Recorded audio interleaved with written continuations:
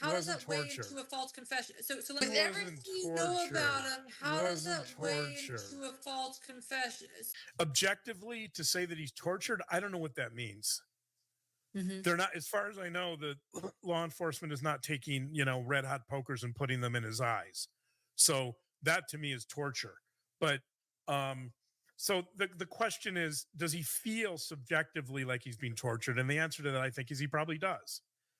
But does that influence his confessions? Does that influence Volume 21, page 215. He was tossed in the most secure unit in the state of Indiana, and he was treated just like the rest. That's what we heard.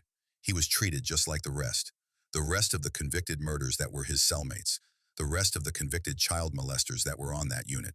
The most heinous individuals in the state were his neighbors, and he was treated just like them. In fact, not only was he treated just like them, he was immediately placed on suicide watch.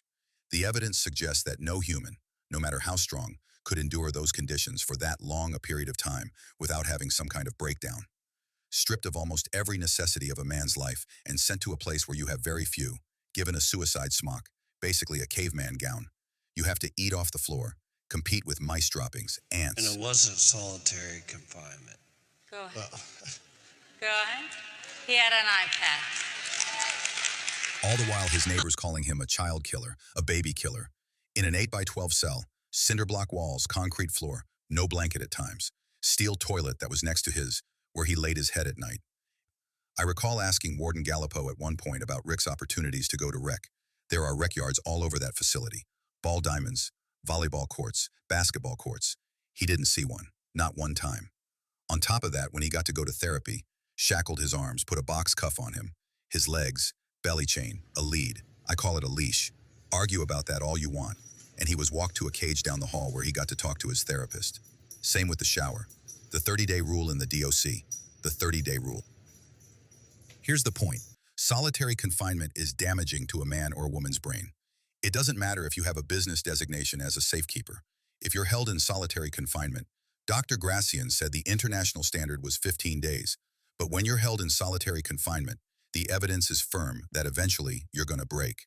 You can only handle so much.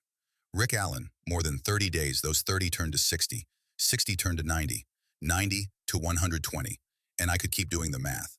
What the dust settled, he was there for 13 months. How much can one human endure? How much? And they didn't want to show you the video. They didn't want you to see that. It's insulting. He felt tortured, right? Like, of course, the prosecution is trying to show no, he wasn't in solitary. He had tablets, he had all this stuff.